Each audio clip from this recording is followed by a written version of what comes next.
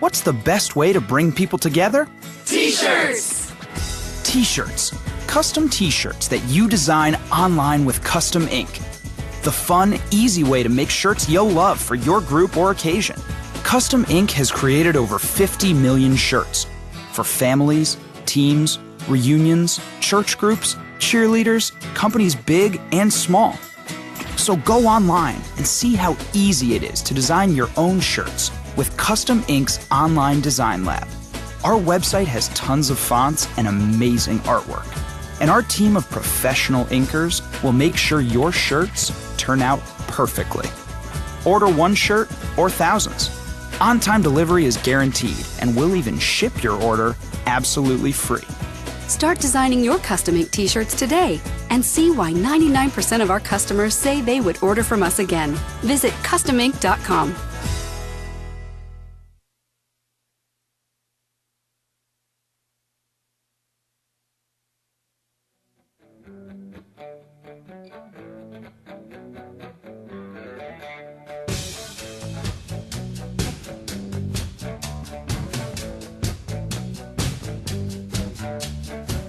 Well, good afternoon. I'm George Yates, and this is Justice for All. And thank you for joining us.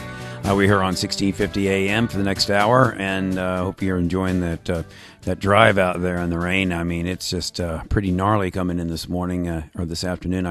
I hit so much. I mean, it was just traffic was at a standstill, but it looks like it's clearing up a little bit out there. We are live here. It's a little bit after 2, and I'm really fortunate to have a cool guest on our show today. A very bright and well.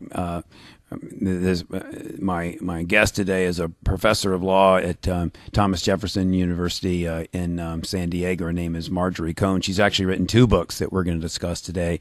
Professor Cohn, how are you? Hello? Hello. Okay, Marjorie Cohn, have we got you on the air? You're with us. I'm here. Hi, how are you? I'm well. How are you? I'm doing great. Listen, we've gotten 2 books here that I've had a chance to read, and one of them is Cameras in the Courtroom, and the other is Drones and Targeted Killing. And I read them both over this last week, and I don't know where to start. Which book do you like to talk about first? It doesn't matter. Do you want to start with drones since that's more topical? This whole drones thing is fascinating. As I was reading through this drones book, and I think that the public has very mixed feelings on this drones thing. That's accurate to say that some people are in favor of it because it keeps Americans from being killed, and then the whole idea that we're doing assassinations without due process is scary to a lot of us. Where do you come down on this?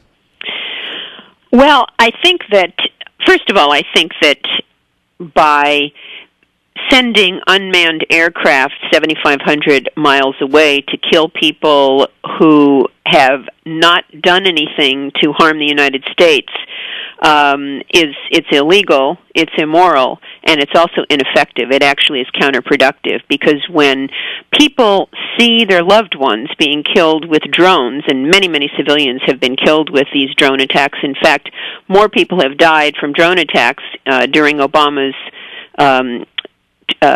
presidency than died on 9/11. And many of them are civilians, and only about 2% are high-level al-Qaeda or Taliban leaders. And so when people see their loved ones blown up with drones, it makes them hate the United States. It makes them want to do us harm. It doesn't make us any safer. And I think that the reason that this has not been a topic in the media, except when, for example, an American or a Westerner is killed by mistake, is because the administration shields us from the images of what happens when our drones kill people and the stories of the survivors. When ISIS beheads someone, it's horrible, and we hear all about it, and we even sometimes see photographs.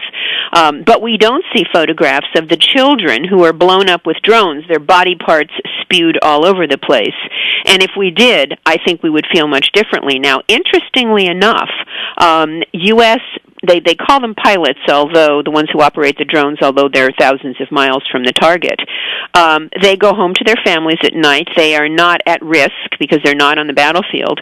But many of them are developing PTSD, post-traumatic stress disorder, because it's so stressful to be seeing people that you're then blowing up, women and children walking into the area and being blown up, and they can't get enough drone pilots. They're having to scale back on the drone program. They're offering big bonuses for drone pilots because it really messes with their heads. What is a drone? Can you describe for us physically what one? I mean, they're called. I know there's two different types I've read about in your book. One's called what are they physically? How big are they? How are they powered? What is a drone? We don't see that on the news either. Exactly what one of these creatures is. Well, there's two types of armed drones: the Predator, which costs about $4.5 million, and the Reaper costs about $15 million. They're both manufactured in San Diego, where I live, by General Atomics Aeronautical. Now, the Reaper, which is the bigger one, houses up to 4 Hellfire missiles and 2 500-pound bombs, and it can fly to heights of 21,000 feet for up to 22 hours. And you know, it hovers above the area for hours and hours before it actually drops the bombs. And this terrorizes communities. Children can't sleep. They hear the buzzing of the drone. They don't know if they're going to be droned. And so they're expensive. They're not as expensive as manned bombers. You know, another thing, George, is that many people say, you know, drones are Obama's weapon of choice, mainly because they don't put U.S. soldiers at risk. And many people say, well, drones result in fewer civilian casualties than manned bombers, but that's really not true, because a study came out which was based on classified military data, and the study was conducted by the Center for Naval Analyses and the Center for Civilians in Conflict, and that study found that the use of drones in Afghanistan caused 10 times more civilian deaths than manned fighter aircraft. And I should say that civilian deaths aren't just unfortunate byproducts of this policy. They are illegal. There are concepts called distinction, which is enshrined in international humanitarian law. It comes from the Geneva Conventions, and we're bound by that because we've ratified the Geneva Conventions. And when the United States ratifies a treaty, it becomes part of U.S. law under the Supremacy Clause of the Constitution. And so when this concept of distinction is that the country doing the bombing has to distinguish between civilians and combatants, cannot target civilians, and also there's a concept called proportionality where the damage has to be proportional to the military advantage sought. And one of the problems with the Obama administration and its drone program is that they've been very opaque. They have not been transparent at all about how many people have died. They actually lie about how many people have died with these drones. One of the chapters in my book, and it is a collection of essays by experts in different areas, human rights activists and lawyers and law professors, sociologists, psychologists, philosophers, etc. It's a real who's who. If you've got Jane Mayer, you've got Tom Hayden, you've got some very prominent, thoughtful, bright folks writing in this book called "Drones and Targeted Killing." Right. Well, one of the chapters is written by Alice Ross of the Bureau of Investigative Journalism, which is the premier organization out of London for documenting civilian casualties from drones. And the number of civilian casualties has been astronomical, and yet John Brennan, who used to be Obama's counterterrorism czar and is now CIA director, said that there had been, I think he said none or one civilian killed in 2011 by drones, which is just not it's a lie. And so we don't hear about all of these deaths. And I remember I'm a child of the 60s, so I remember during the Vietnam War, although the government did try to shield us from the images of the people, who were bombed by the U.S., I remember that iconic photograph of the 9-year-old girl running naked from a U.S. bomber that had just dropped napalm all over her, which is, burns you to the bone. And when I saw that, I was a freshman in college. Yeah, that photograph probably did more to end the war than any other photograph. I'm telling you, it really turned my head around and made me feel like I've got to do everything I can to end this war. And, Americans don't like it when they see innocent people being killed, and especially when these images are so disturbing. But isn't this just part of a larger problem? We've got no transparency in almost anything in our government anymore. Well, I think there's a problem with transparency. There's also a problem with the mainstream media doing the bidding of the administration the same way, for example, the New York Times was touting Saddam Hussein's weapons of mass destruction, before Bush invaded Iraq. And so when you have the mainstream media working hand in glove with the administration, they are not being told, they are not demanding transparency, and they're not being transparent. And I think, and there's some exceptions to that, of course, but a lot of times you have to look at alternative media. Fortunately, we have the internet, but in order to really find out what's happening. I mean, how many times have you seen images of victims of U.S. Drone bombs? Have you seen pictures of that? No, you haven't. No. And what we've got also is the media has just signed on to the narrative that this has decimated Al-Qaeda, kept us safe from terrorism, and allowed us to extricate ourselves from these two wars without any further casualties. So those are the arguments apparently in favor of this drone war. How valid are those arguments? Because that is the prevailing narrative right now. Well, the prevailing narrative, I think, needs to be examined because before George W. Bush went into Iraq, which is an absolutely unnecessary, expensive, deadly, horrific war based on lies, to say nothing of illegal under the UN Charter, Iraq had not attacked any other country for 12 years since Kuwait. The weapons inspectors were telling Bush that there were no weapons of mass destruction, let us continue our search, and he was bound and determined to go in there. The mushroom cloud, he and Condoleezza Rice and Dick Cheney talked about, and we went in there and killed upwards of 1 million people, and thousands of Americans died, and totally destabilized that country, which is what created ISIS. So ISIS has actually grown out of this U.S.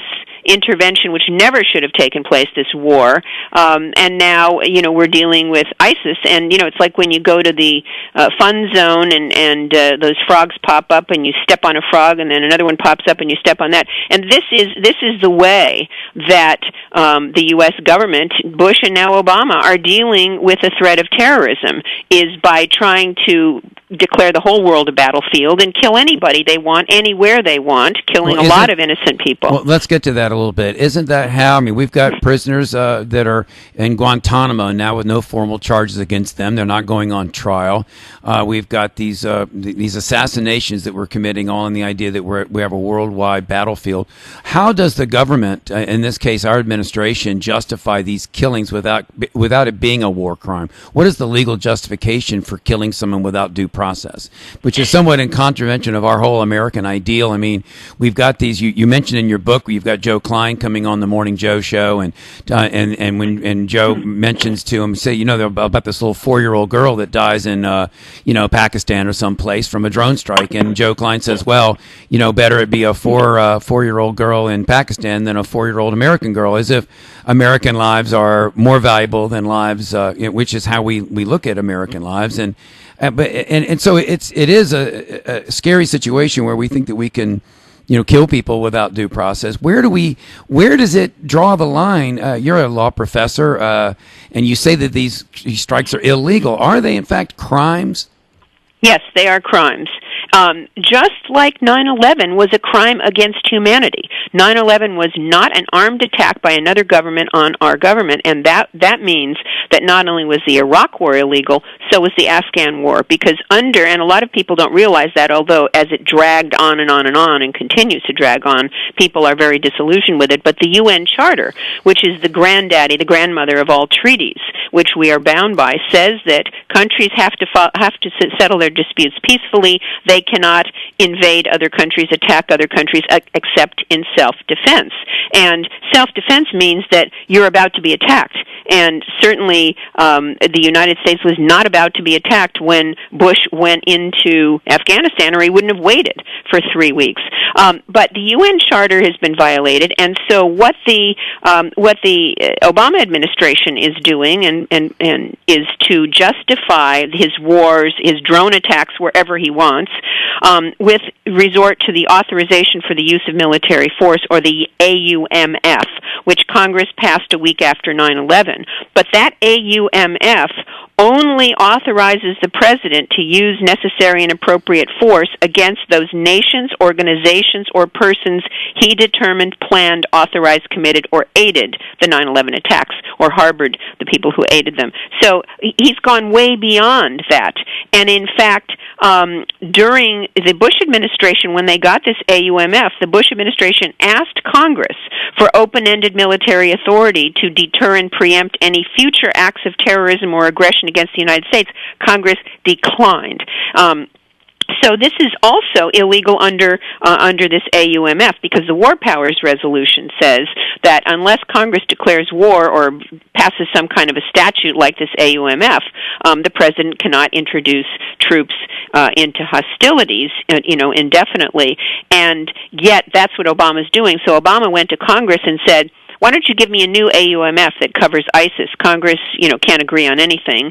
And then Obama said, well, I don't need it anyway because I have this 2001 AUMF that covers this, which it doesn't. But I also want to address one other thing you said, George, and that was about this whole concept of American exceptionalism, which reflects the view that people in the United States are somehow superior to those in other countries. And we hear this a lot. We hear it when Obama speaks, when he talks to the UN, when he gives a State of the Union address. We hear him say that America is exceptional, that we have to lead because we're exceptional. And at the end of these presidential speeches, he and his predecessors say, God bless the United States of America. What about the rest of the people in the world? And so in 2013, there was a leak of a Department of Justice white paper that described circumstances under which the president could order the targeted killing of U.S. citizens. And although the killing of people who were not U.S. citizens had been pretty much off the radar screen, when it became public that the government might kill U.S. citizens, then people were outraged. And Rand Paul mounted a 13-hour filibuster of John Brennan's nomination for CIA director. Well, during this period, Nobel Peace Prize winner Archbishop Desmond Tutu wrote a letter to the New York Times, and he asked, do the United States and its people really want to tell those of us who live in the rest of the world that our lives are not of the same value as yours? And when I read that, it really resonated with me, and I invited him to write the foreword to the book, which he did, and he elaborates on that whole concept of American exceptionalism. Well, now, haven't the drone strikes, though, been diminished? I mean, they are decreasing. They're not as frequent as they were. Isn't that a fact? Only because they can't get enough pilots to operate them. But they are still, we still hear that drones killed people in Yemen last week, lots of people, and they are still doing their dirty work, but we don't hear much about it because it's all hush-hush. It's very secret. But no, they are still operating.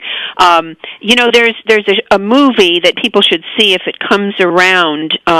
It has January Jones, and it has another, I forget the lead actor, he's very famous, but it's called Good Kill, and it's about a drone pilot, and in Nevada, who is there are what's his name? I don't know. I'll think of it.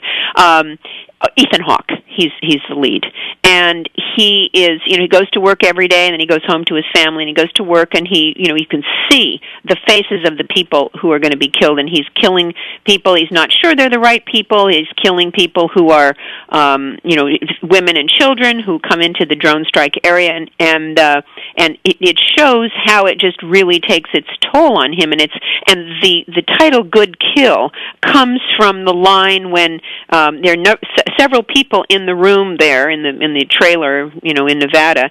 And as soon as Ethan Hawke presses the button to drop the bomb, one of the other people in the room, one of the other military service members, says, "Good kill." And so that's where the title comes from. It's really a revealing movie. It really focuses on the drone pilots themselves and how they feel about what they're doing and what they really are doing. I highly recommend it. Interestingly, even though it has a top cast, it did not stay. It actually has not been in the big theaters. I saw it in a very small venue. I don't know why, other than perhaps there was some political pressure applied, not by the government. I don't have any inside knowledge about that.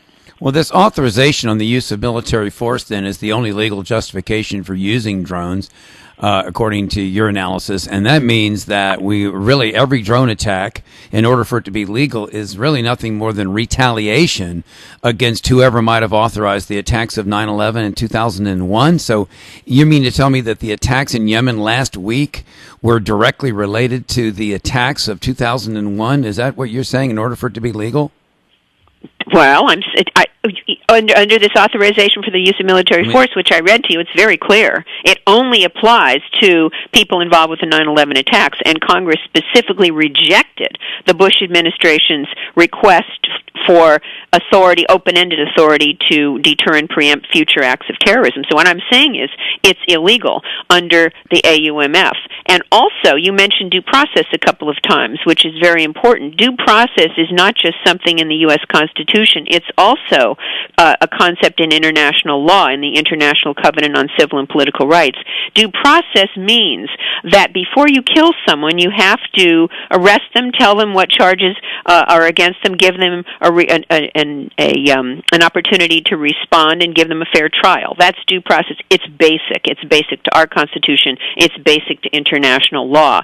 And yet what Obama is doing is acting as judge, jury, and executioner. He is defining the entire... Obviously, if you're in a battlefield situation, you can use deadly force. I'm not saying you can't. But he is going into Pakistan, Yemen, Somalia, and dropping bombs on people based upon some kind of intelligence on the ground, and I use that the word intelligence in quotes, that has been paid for by the U.S. military, that may or may not be getting, a militant, and we see in the New York Times and other papers they call them militants. What's a militant?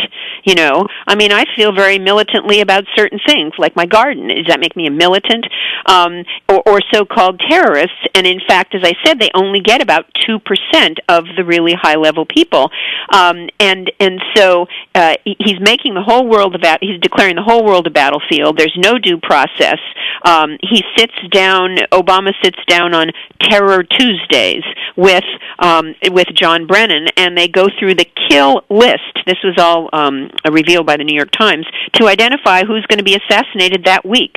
But isn't he killing? I mean, hasn't the drone program succeeded in killing some really bad guys? I mean, people, and let's just forget for a second, and it may well be illegal, and they may, which is not good for American ideals, and may subject Obama, I suppose, to prosecution in a criminal court at some time in the future, or retaliation by terrorists against us later on when they get drone technology. I mean, I worry about a lot of things when I study this subject, but isn't it at some point, still can't we point to the fact that we have taken out some bad guys that may well have perpetuated attacks against Americans?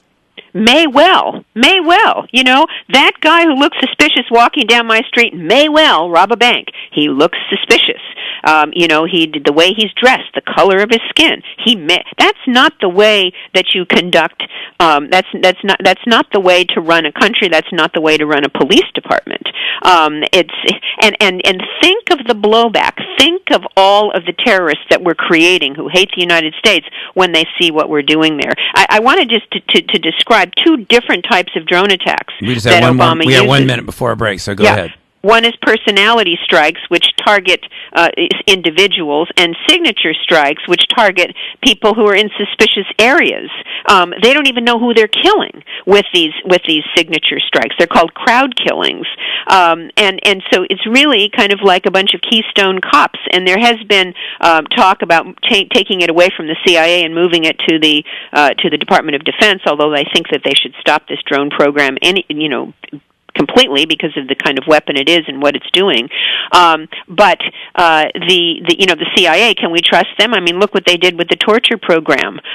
They lied about it. They lied about how effective it was, and that was all revealed in the Senate torture report. So I don't feel all warm and cozy that the CIA is protecting us effectively with this drone program, and I'm not sure the U.S. military would do much better a job. If you've just joined us, we're with Marjorie Cohn. She's a law professor from San Diego, and we're going to take a short break here, and we're going to come back, and because it's a great subject, and we're going to be talking about drones and targeted killing in the next few minutes. I'm going to ask Marjorie what she thinks is the future for the American drone program and our program of assassinated killings abroad. The place for authentic Indian food is the India Palace. They feature authentic Indian cuisine, have a party hall, and do catering and banquets. Open daily for lunch and dinner, they showcase an excellent lunch buffet at their Chesapeake and Virginia Beach locations. Visit their two locations at 1437 Sam's Drive in Chesapeake off of Battlefield Boulevard and 5600 Virginia Beach Boulevard in Virginia Beach, and online at IndiaPalaceVB.com. On Facebook, look for India Palace Virginia Beach and India Palace Bar and Grill. Dine at the India Palace today. Leaky faucet, refinishing old countertops? Hey, Gary Sullivan here. Perhaps you're restaining a deck or painting your living room. Whatever it is, let me help. I'm here to give you the tips you need to finish those pesky projects you've been putting off. If you're restaining, have a tip for that. Can't get the paint off the hardwood floors? Got a tip for that too. I'm here to make sure that $5 repair doesn't turn into a $500 repair. Join me right here every weekend. Saturdays at noon, Sundays at 9 a.m. on AM 1650 WHKT. The Answer. With Greece finance minister trying to persuade them officials at Athens can be trusted to deliver on promises to reform in exchange for a bailout. The proposed bailout comes down to a $60 billion proposal for Greece's European creditors. In exchange, there's going to be an increase in taxes and a lot more spending cuts. CBS's Jonathan Vigliotti. Dutch Finance Minister Jeroen Dijsselbloem is president of Eurogroup, saying, "We are not there yet, both on substance.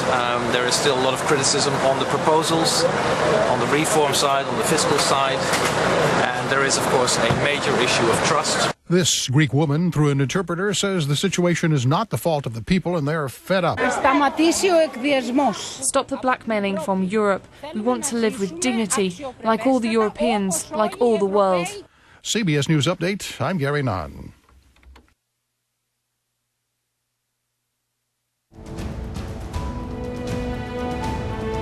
Hi, this is Greg Picaveros, inviting you to join me for Sports Scene live each Wednesday from noon to 1, right here on News Talk 1650 and TuneIn.com by typing WHKT in the search box. Excellent guests and interaction at Greg Bick on Twitter, all powered by HamptonRoadsOnlineMall.com. Sports Scene each Wednesday from noon to 1, right here on News Talk 1650. Mihogan.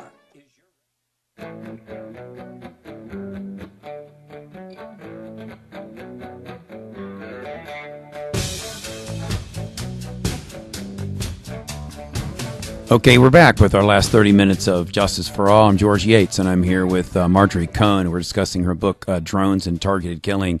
The damage to American standing abroad, I would guess, has been pretty extensive because of this drone program. Would that be fair to say?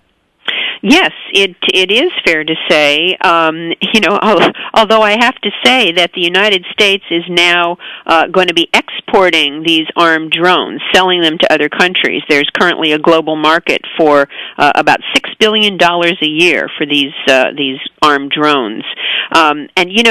When there is so much shifting, and today's freedom fighter is tomorrow's terrorist, I just don't see how that's not going to prevent these drones from ending up in the hands of people who want to do us harm. Now, I do want to say one thing, George. You mentioned, well, aren't we getting some of these bad guys and it's making us safer? I wanted to mention that last year there was a report that was released by the Stimson Center, a 77-page report. It's a nonpartisan Washington think tank specializing in international peace and security, and the panel had experienced specialists from the George W. Bush and the Clinton administrations. And this panel of the Stimson Center concluded that there was no indication that drone attacks on suspected terrorists had advanced long-term U.S. security interests.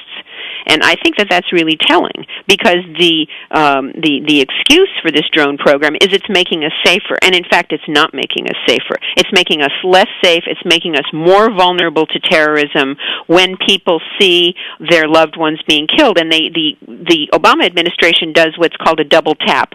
So they drop a drone bomb on the suspected bad guy, and then people come in to rescue the wounded because they're wounded around, and then the Obama administration drops a bomb on the rescuers. That's called a double tap. But it really should be called a triple tap, because then the drone bombs kill people at the funerals. The mourners who are mourning their dead are also bombed. And this does not make people think well of the United States. It actually makes them hate us even worse. And the other thing about these unmanned bombers is that it lowers the threshold for resorting to violence, because they don't have to get any public buy-in. The public doesn't even need to know that a war is being waged. They're not transparent about what they're doing. And so it means that, and it's clear that that's what Obama's doing, is using armed force all over. We don't know where he's dropping drones in countries that pose no threat to us, that we're not at war with. And, it's a slippery slope. And it's really coming back to bite us, in addition to being illegal. So these drones, as a practical matter, we have to launch them from bases then, right? I mean, they fly off the ground. And they run on regular jet fuel. Is that, what are they? They have propeller driven. How are they driven?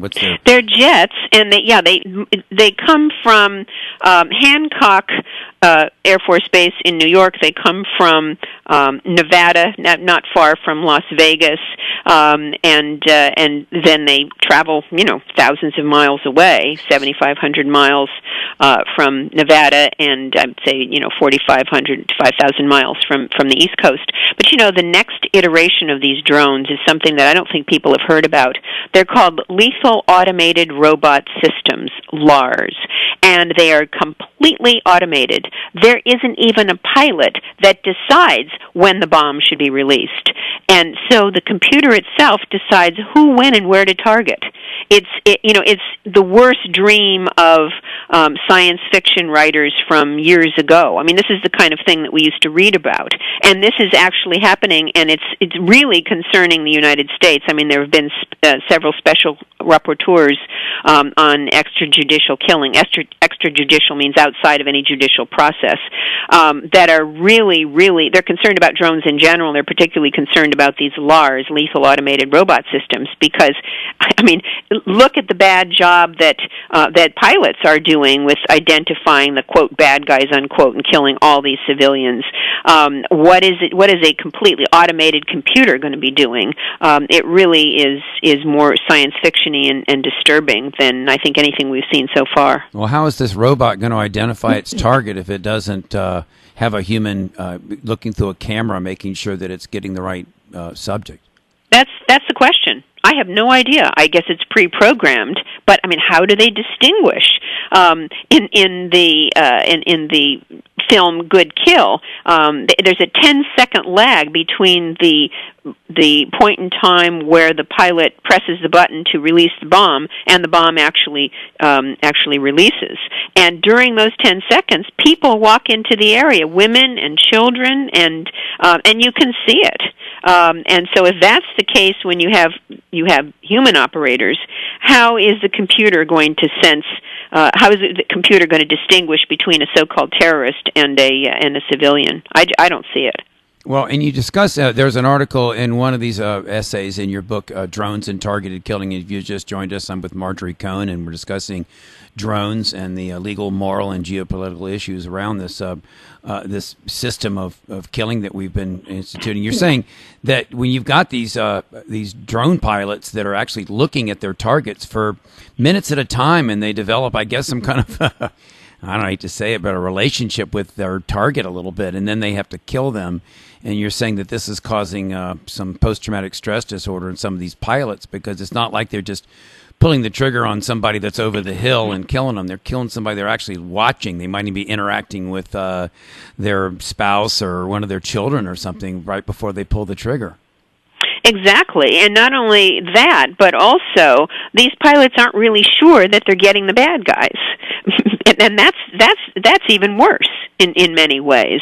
Who are we killing? We have not seen a list of the people that are killed.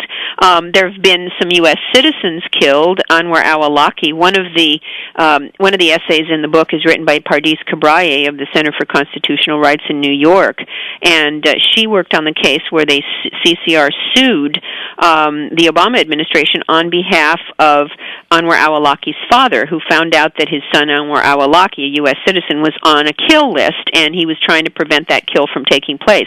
So the Obama administration opposed the lawsuit and said, well, there's really no harm yet because his son hasn't been killed, and the court agreed. And the court said, well, it's a concept called standing, that the plaintiff doesn't really have any standing because he hasn't been harmed yet. Come back after Anwar al-Awlaki's killed, and then we will talk to you. And so you can see how ridiculous that is. But then 2 weeks later, Anwar al-Awlaki's son, Abdul Rahman al-Awlaki, was 16 years old, sitting, having pizza with some friends. He was blown up. No suspicion that he had done anything wrong at all. And he was also a U.S. citizen, and there have been a handful of other U.S. citizens that have been killed. But I really think, George, that we should be, when we look at the Ten Commandments and thou shalt not kill, it doesn't just say thou shalt not kill Americans. It doesn't say that.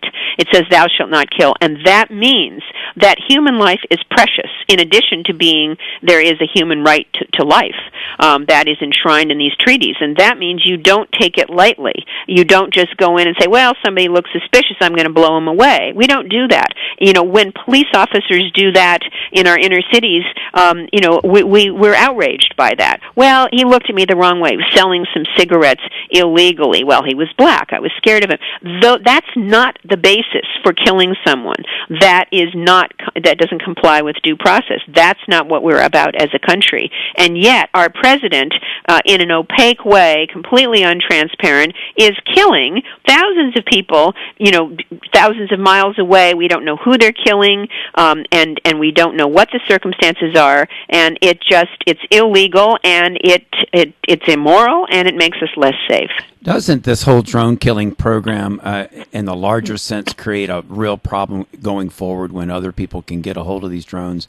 And Absolutely. Because Americans have done it without, as you say, without due process, without a real sense that it's justified, that it's legal, isn't it going to allow anybody that gets a hold of these drones to make really an assassination of anyone that they don't like either? And it's just going to open up a real issue going forward. Is that the biggest problem probably with the drone program? Yes, it's called blowback. And when we're selling these armed drones to other countries, they're going to get in the hands of people that we may think they're freedom fighters this year. Next year we'll think of them as terrorists because things change, are so fluid. And they're going to develop their own kill lists to decide which Americans should be killed, because there are a lot of people in the world that don't like the United States, not because they hate our freedoms or our democracy or anything else, but because they don't like our policies. They don't like it when the United States invades other countries, changes their regime forcibly, tortures their people, occupies their lands.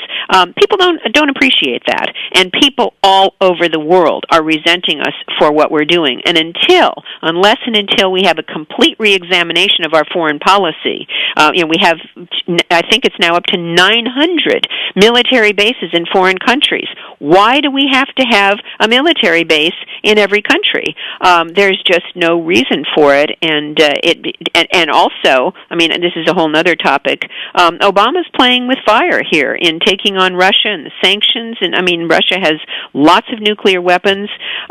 it's like a resumption of the Cold War, and this is very, very dangerous. And I think that Americans should be very, very afraid and concerned.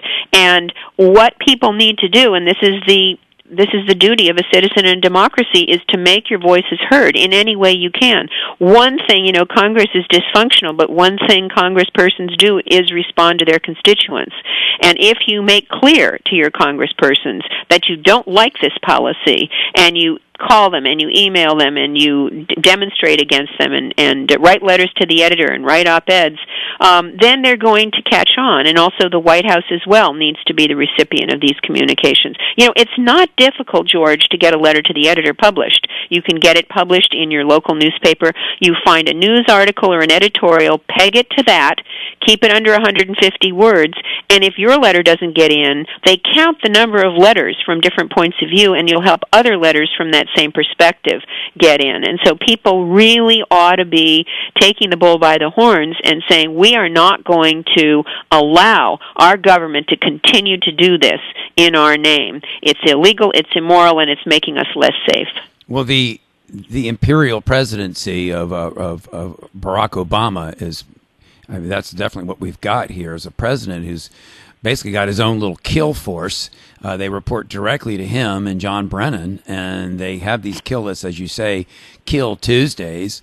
And it's an administration program being really operated without any oversight, apparently. Where's Congress on all this, Marjorie? And where is the media on all this? And just because, this whole thing, and I know there's kind of a different spin on this, but, this Confederate flag that just came down the other day in South Carolina, where in the world has the media been on that? How in the world has our institutions allowed something like that to fly for this many years without their... We have so many things in this country that just are so wrong right on their face, and they sit by and don't do anything, and then finally when they take the flag down, they make this great big deal out of it. It should have been down 50 years ago, never should have gone up in the first place. Where is Congress on this drone killing war? They obviously have some oversight, don't they? One would think. I mean, they're supposed to be briefed. The intelligence committees are supposed to be briefed. They were supposed to be briefed on torture, too, and yet they turn their heads the other way. And Dianne Feinstein has tried to make up for it in publishing that report, which if you read, I only read the executive summary because the 6,700-page report is classified. I read the 499-page summary. It made me sick. Made me sick to my stomach. It was disgusting. And I've been studying and reading about torture for years. So I don't think Congress is providing very effective oversight. And, Congress is dysfunctional. It's all tied up in knots over partisan politics. I'm not pointing the finger at one party or the other. They're both equally dysfunctional. So they're passing the buck to Barack Obama and saying, you take the heat for this, because this is just because they're not doing anything about this drone war. No, they're doing nothing about it. And they get the information that the Obama administration feeds them about the program and the CIA. So, go figure. We know how much we can trust the CIA when they give information to the administration. We saw that if you read the summary of the torture report, over and over and over, lying about what they were doing and how effective it was. It's clear from reading that report that the best intelligence that made us the most safe came from the interrogations that took place, many of them by the FBI, before the CIA ever started torturing. But I've seen a shift. Would it be fair to say that there is a shift now? There are people out there. Rand Paul was the one that, this whole thing about the spying program by the NSA, and people are getting a little bit upset about this now. And aren't you seeing a shift in this drone war as well? Aren't there a number of people, and obviously yourself and other people, isn't it shifting? And isn't Obama himself even inviting dialogue on this? Didn't he even say that he'd be welcome to having a discussion about this drone program? Well, first of all, why is the NSA? It's not because Congress decided to expose the NSA. It's because Edward Snowden, a whistleblower, in my opinion, a heroic whistleblower, brought all of this out into the public. And Chelsea Manning did the same with the Commission of War Crimes as well. Killing U.S. troops in Iraq, killing unarmed civilians. And they're in prison in exile. Yes, precisely. And yes, Obama says, yes, we want more transparency. He gave a speech in 2013 at the National Defense University, came up with guidelines, rules for using lethal force, and they're not following them. One of them, let me just take one example. The target must pose a continuing, imminent threat to U.S. persons. Well, what does imminent mean? It means it's about to happen right away. And yet the leaked Department of Justice white paper I told you about says that a U.S. citizen can be killed even where there is no clear evidence that a specific attack on U.S. persons and interests will take place in the immediate future. So what does imminent mean? I mean, the rules are he's not following his own rules. And yes, he says he wants to be more transparent, but, that's complete rhetoric because they have been nothing but untransparent or opaque. He promised to close Guantanamo, and he hasn't done. Absolutely, you're right. He did promise, and he's blaming it on Congress, and Congress has been making it more difficult, but there are things Obama could do to close Guantanamo, and he should do. And, there are people who have been languishing there, completely innocent, no ties to any terrorism, since 2002. That's, my math isn't great, but I think that's about 13 years. That's just outrageous. And there are people who are starving themselves to death, going on hunger strikes, and being force-fed by the Obama administration like they were being force-fed by the Bush administration, which is the UN has called torture. I mean, they take a tube and stick it in your nose and down into your stomach, excruciatingly painful, no anesthesia, no sterilization between this, at least during the Bush administration. I don't know if it's gotten any better under Obama. No sterilization between uses. So as the tube is coming into your nose, you can see the blood and bile from the prior prisoner on it. I mean, what kind of a country, a civilized country, does things like this to innocent people? I mean, even guilty people can't be tortured. It's very, very clear that our law on torture, and we have ratified the Convention Against Torture, and it says no exceptional circumstances whatsoever, including a state of war, can be used as a justification for torture. That means never, never, never. And yet this is the kind of thing we're doing. Killing people, taking them out with drones, blowing them up, and torturing people. I mean, the torture under Obama is not anywhere near to the extent that it was under the Bush administration, where thousands of people were tortured under the CIA program.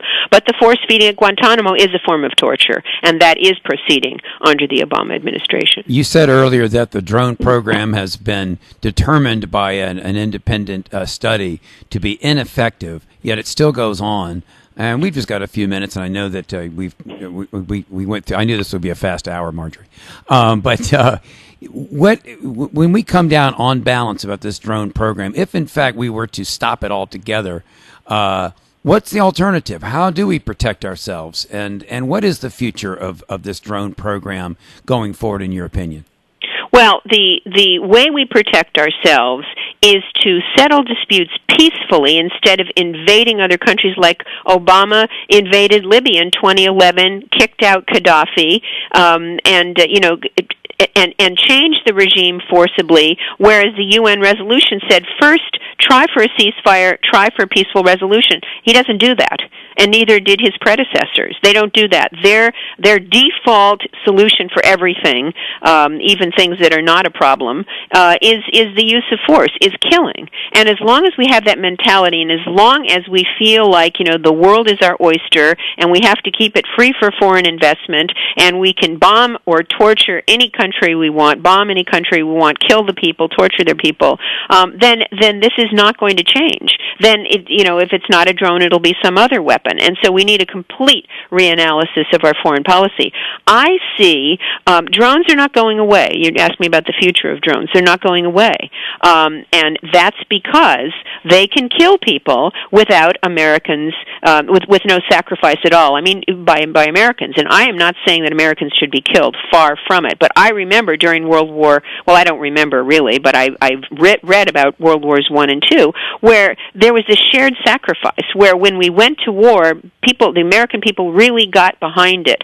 There was a sense that everybody had to sacrifice. Now there's no sacrifice, and largely because we don't even know where Obama's starting these wars. We've never even declared war, have we? Are we actually in any kind of? Have we ever declared war on terrorism? Not since World War II.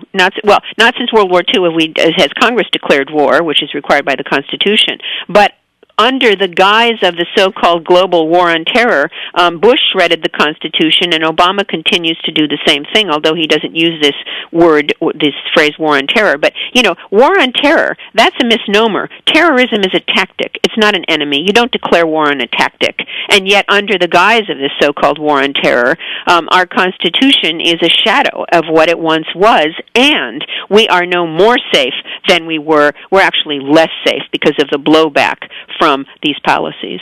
Wouldn't it be better just, I suppose, to change some of the policies that create the terrorism in the first place? Yes, absolutely. But you hit it right on the nose. But a lot of that, of course, is our support for Israel. Is that kind of one of the main, and then we have a tendency to go into these countries and prop up the wrong kind of governments, or the governments that upset the Muslim Brotherhood and so on.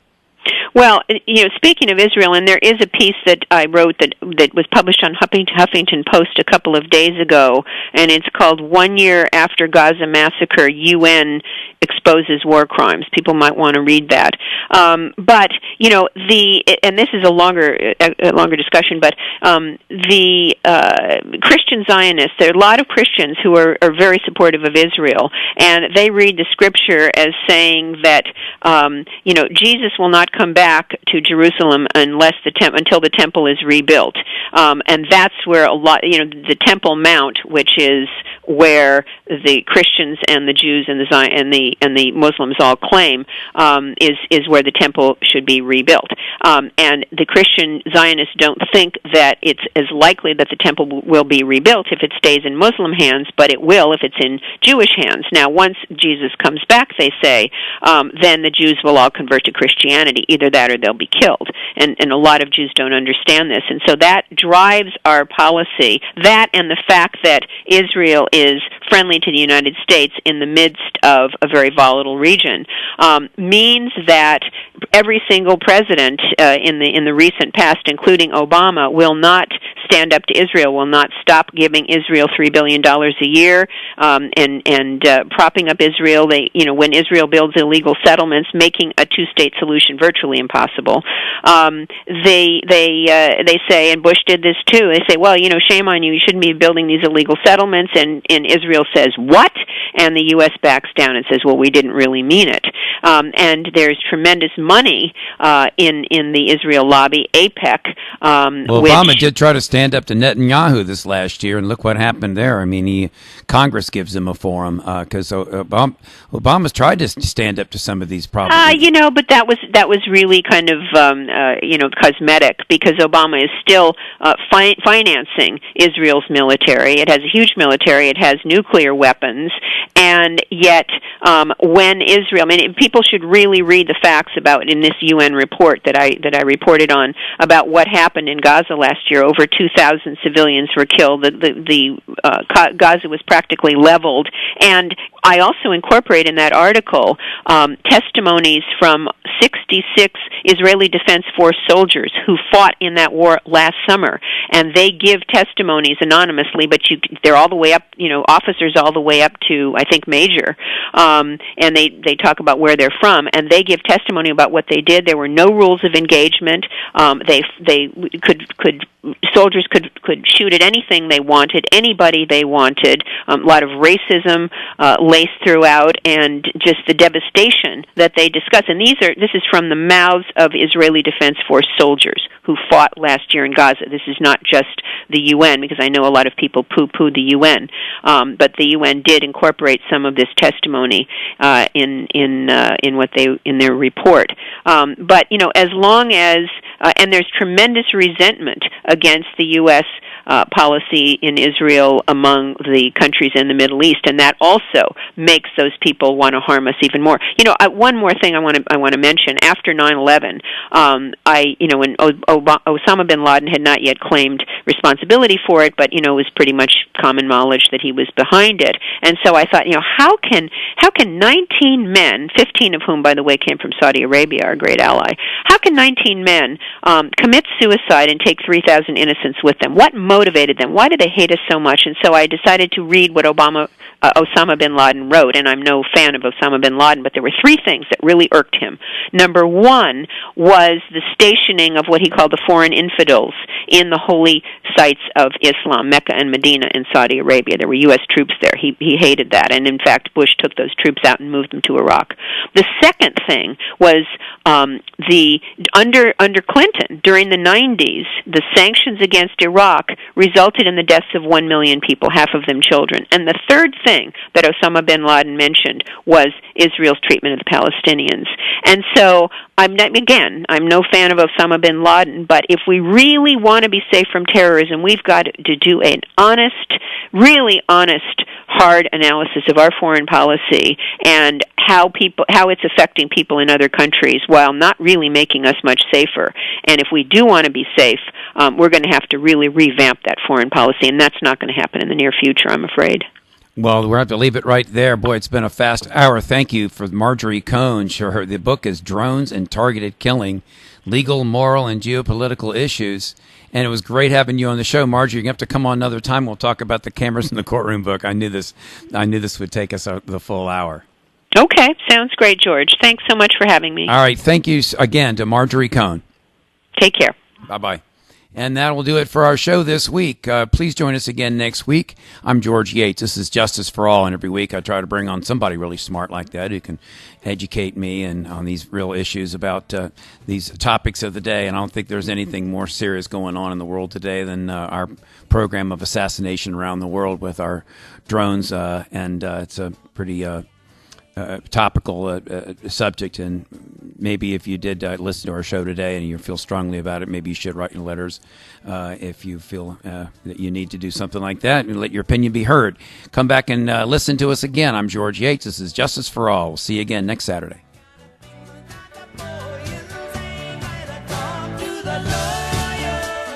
Makes sense. Then we had the ministers start to arrive, and the mood then started to turn a bit more negatively. Central question facing the leaders. Can the Greek government be trusted to actually do what they are promising, to actually implement in the coming weeks, months and years? And I think those are the key issues that will be addressed today. The Dutch finance minister, Jeroen Dijsselbloem, is president of the Eurogroup.